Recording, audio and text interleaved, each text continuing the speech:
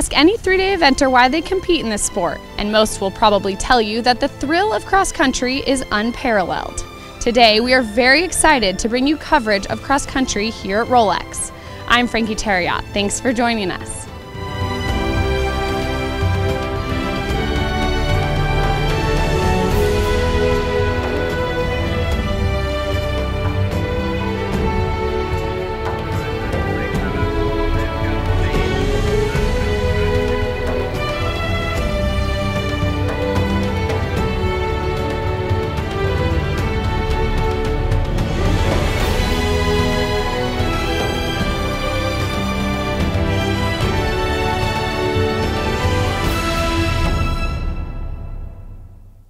Here now with the current leader, William Fox-Pitt, just completing your ride on Park Lane Hawk. Talk about that. I mean, as I just said, thank God, because it's been a slow morning, and he is a superb horse, and it was just very important to remember that. And he's jumped around Bailey, he's jumped some good tracks, and I trust him. And then when you watch some good horses making mistakes, you think, oh crumbs, this is not looking good. But no, he lived up to all my expectations. Gave me a superb ride and did it very easily. I think that was the most exciting thing, is you come off a 4-star and you never know quite how they're going to be next time out, and he certainly answered all the questions today and has given me even more confidence in him than I had before. You've ridden at so many different 4-stars. How does Rolex compare to those? Rolex is one of the top courses in the world. It's not by any means second to Badminton and Burghley anymore. It's stamped its own mark. It's got its own following, and it needs serious care and attention out there. As we saw today, the course walked well. As I thought there were a few tricks. I thought it wasn't as straightforward as perhaps it looked. Horses don't always see exactly what's coming up, and it certainly rode that way. So I mean, it was a big track, and it's been causing trouble. So it's really more than merited its 4-star status, and long may it continue, and long may we be able to come over and compete here, because for that we're very grateful to the UK Sport and the lottery funding. It got much hotter this afternoon, and the horses up in warm-up, I was surprised I didn't do a lot of warm-up, but he was hot up there, so we put water on him and iced him down and tried to cool him out as much as we could before he came up. But I could feel that in his gallop this year. I mean, he was happy to go, but I was kicking him on a bit. Like, I think the heat is definitely affecting some of the horses. So I'm happy. I mean, I needed to get it done. I was tempted to go that direct route on the way home because I was so close to time, but I was thinking this was my plan, stick to your plan. I had to, a couple things weren't as, my round last year I think overall was much nicer than my round this year. But this year, the important thing is the black and white at the end of the day, and we jumped around clean. So looks like he's recovering well. We still have tomorrow. So. I know he was a little bit spooked when everyone was cheering. I mean, they were loud, and this was the loudest I've ever. I cannot tell you how loud people were in the gallop lanes. I think people were really pulling for me to get around, but he's beginning to, I think, realize that these people are here for him, not trying to scare him. So he didn't spook at all galloping today. He just was on task and knew his job, so I'm thrilled with that. Talk about what it's like to be back here after the World Games and how it's different. I love Rolex. It's my third ride around here, and I always enjoy myself. It's quite big and tough. They make you work for your clear round. But hats off to Derek. I think he's done a phenomenal job on the course. Lots of different questions, and obviously there's been carnage all day, so it's touch wood. No one's been hurt so far, which is nice. There's so many good questions. I mean, when Andrew Nicholson walks home, you know you're in for a rough day, don't you? And again, Karen O'Connor, another great cross-country rider. They just look like unlucky things, and I don't think there's any reason in particular for it. I think it's just some people had a good day and some people didn't. But I mean, what I like about the course is there's no freebies, everything's tough, but they're all different questions. You can't ride every fence the same and get away with it. Just a handful of time faults added to your score. Discuss your ride today. I'm just lucky to be riding just a true gentleman of the sport in Remington. He's not the fastest horse here, but he's probably got the biggest heart. He runs out of gas pretty quick, but he just keeps trying and trying and trying. It's just an honour to be riding him. Why do you think this course is posing so many problems for people? I mean, it's just 4-star, isn't it? It's the pinnacle of the sport. It's not meant to be easy, and there's just tough question after tough question, and anyone can have trouble on any given day. So it's really the top of the sport here. Karen, after coming off, unfortunately, this morning on Veronica, which seemed just like, you know, something that just happened kind of randomly a little bit, you almost seemed back and then it came down and just almost hung on. It was really, really close. You almost had it. But when you have that happen and then go back to the barn and kind of have to regroup mentally, what do you take from that in order to be able to move on and have a great clean go with Mr. Medicott? You tell yourself, don't fall off again. Just get your act together and ride your horse and be in the right place in the tack and give them a good ride. So she overjumped going into the water. I shouldn't have fallen, that's for sure. But she got a little bit punished for being very brave, and so I'll probably take her to Jersey Fresh in 2 weeks. She's back in those stables. What did she go? Not even 2 minutes so on the course. So that was as good as a little show jump school. So whatever, she's ready to go again. Mr. Medicott looked like he had a lot left in the tank this afternoon, kind of. He got the 2 in the brush there. Talk about how even he was so bold coming home and what it's like to be on a horse like that. Yeah, he was bold. I had said to myself that I wanted to try to have a smooth round and not fight with him because he can get quite strong. Karen, she is as prepared as she is going to be. She is ready to jump a beautiful clear round. Her results have been super in the ring. She's been incredibly consistent. And we have done everything that she'll see tomorrow and 7 times harder. So yeah, I think my work is done and now it's up to her actually. I'll be there rooting her on in the warm-up area and we'll hopefully have a great course plan and gonna cut her loose. It's gonna feel like coming down to the last 3. Over the last couple of years, for a variety of reasons, you know, we had an unlucky fall here last year and then the horse went lame in the dressage warm-up at Burley. And then the year before that he had been hurt. He's just kind of always been a hard luck horse, but I never really lost any faith in him. You know, I always knew he was a good horse, and if he got the chance, he would prove himself to be that. And he did that today, and I'm just so happy for him, for his owner, Jim Wilderson, and his family, Sarah and Arden, everybody involved with this horse. I'm just thrilled because it's been a really bumpy road, and for this to finally, you know, for us to get to Sunday and have a chance to do well at this event means a great deal. Bringing home the first, not only clean round, but the first horse home here at Rolex. On your first trip around a course like this, even with all of your show jumping background, how does it feel? I'm glad I didn't know that I was the first one coming home because that would have been a little nerve-wracking. But it was such a rush, such a thrill. I was definitely out of gas coming up through the infield the last time, so I was glad to see this field coming home. My horse was glad to see downhill. The support out there was fantastic around the waters. It's pretty cool when you're happy with your ride through something and happy with your horse to hear the support. It's exciting. Here now with Philip Dutton and his 2 girls just finishing up on Fernhill Eagle. Philip, he's a relatively green horse. Talk about how he felt today. Yeah, I mean, it was hard work, but you know, it's a very fair course, and you know, it's just about getting down and keeping the horse confident, riding him strong to every jump, and making sure they got a chance to see it all. But it was hard work, but he's a good horse and he's got a big heart, and he galloped pretty well coming home because I messed him up in the 2 corner jumps, which is meant to be in a 4, and I end up backwards and getting in 5, and so we lost a lot of time, and I wanted to take a little bit of time to keep him confident there, so I slowed up a bit, but then I motored home. Like, I don't know if I've come home that fast on anyone since Woodburn actually. So girls, talk about what it's like being here the first time watching your dad at Rolex. It's fun. And what do you think, Olivia? It's really cool, and I like to see all the big jumps and everything. Are you guys proud of him? Yeah. A little bit? they're my good supporters, these 2. Talk about after being here last year and not having it go as you planned, what it feels like to get it done. Well, I was very nervous, but she has grown up so much, and she's just really figured out how to take care of herself now. So when I get her in a bad situation, she takes care of us. So it was really, really good. I was super nervous when everybody was having problems. I was counting on Andrew Nicholson making me feel really good, but she was awesome and did her job perfect and jumped everything brilliantly.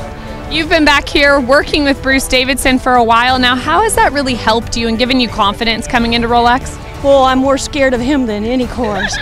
No, he just makes you feel really good about your riding. Like, he makes you do it right, and when you get it right, he's like, that's really good, perfect, you couldn't do any better. And he makes you feel like you can do it.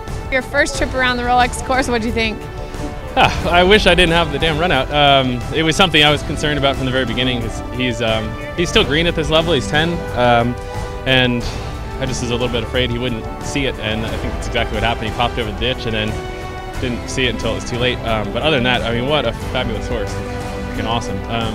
I can't say enough. We got into trouble a couple little spots, and he was very, very quick on his feet, and that's one thing that we've been working on a lot recently.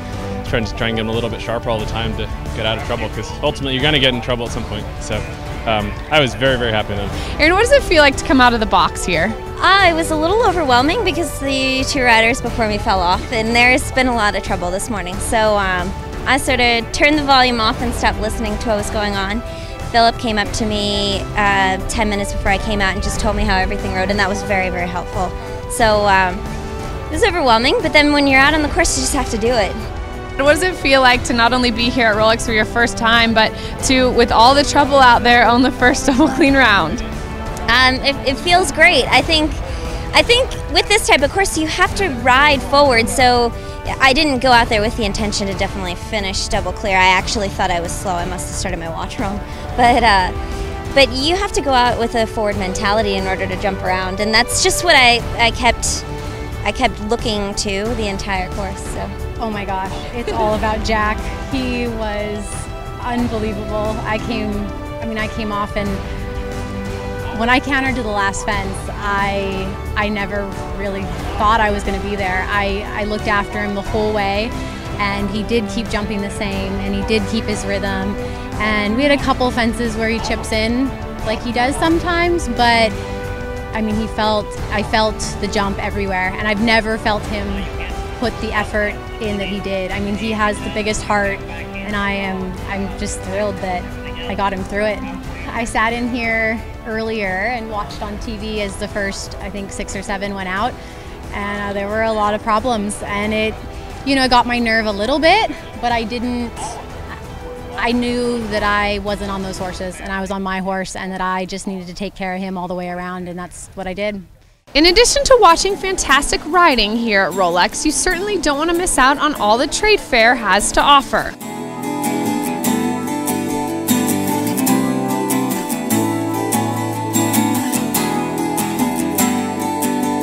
We're here in the trade fair now with Richard Moss, who is an artist at Equipment of Culture. And Richard, you have a booth here in Kentucky. Tell us why you come here.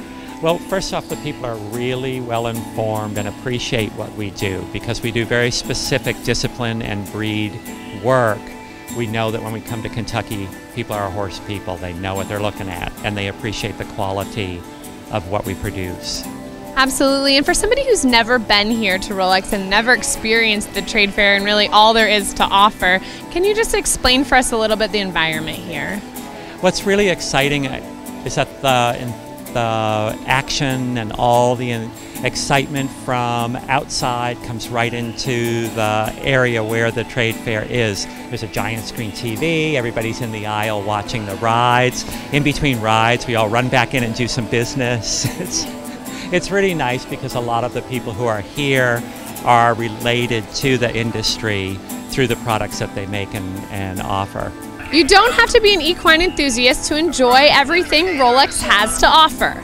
And with the introduction of tailgating last year presented by Land Rover, you can bring food, beverages, and fun and enjoy taking in the sights here.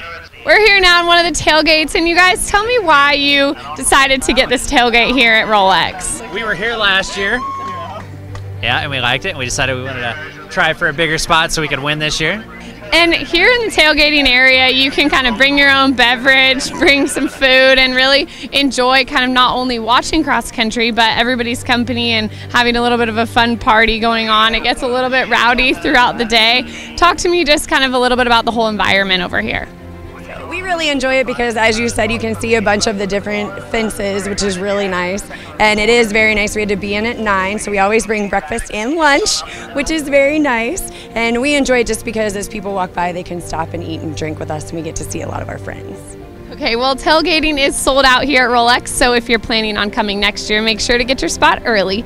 And thanks so much for joining us. Enjoy the rest of your day. We're joined now by several spectators who had a great day here at Rolex, and I heard that is one of your first times, and the rest of you have actually been here to the park before. But talk to us about getting here to Rolex for your first time watching the cross country happen. It was really fun. I came with a bunch of friends that I grew up riding with, and since they've all been here before, they gave me a Rolex bucket list of a bunch of stuff that I have to do to make the most of my first time and also make me look a little dumb. So it was fun. What were some of the things that you guys had her do? She had to actually jump up the Normandy bank. What else? She has to eat fried cookie dough. She has to get Philip Dutton, also known as P. Diddy, to sign the bucket list with our sock monkey named Rupert. And where are you guys from? Originally from Savannah, Georgia. So did you come all the way here from there? I live here now. And they all live in Aiken and Atlanta. So you guys were kind of able to reconvene at Rolex, and a lot of people coming to Rolex for the first time, and many veterans as well. What is your guys' favorite part about being here, and why do you keep coming back? Goodness, there's so many reasons. I don't know. The cross country, the atmosphere, the landscape. Highlights for you ladies from today? Oh man, I just kind of live for the moment when the hush comes over the audience and you can hear the hoof beats in the ground, and then everyone explodes into applause after that. So whenever that happens, it's a highlight for me for sure. The horses are just amazing, and the riders are just amazing, and the level that they event is just incredible. To be able to do what they do is just mind-boggling. Nothing quite like being here at Rolex. Nothing like it. Absolutely not. All right, well, thanks so much for being with us, and we look forward to continued coverage tomorrow, and you ladies will be back to see the finals? Absolutely. Thanks so much. Be sure to stop by and pick up the U.S. Eventing Association's latest logo wear here in Kentucky Horse Park, and if you aren't joining us this week, you can also visit www.useventing.com. We're here now at the Land Rover test drive, where I'm joined by Land Rover VP Kim McCullough. Kim, thanks for being with us. Talk to those folks who maybe have never been over here about what it's like to do a Land Rover test drive. Yeah, it's great. This is the third year that we've been participating in this event, and as you can see behind us, we have this amazing test course that we've developed right on the edge of the cross country. So today we've already had close to 200 people come through and test drive a variety of vehicles. We've got them all here, so it's a lot of fun.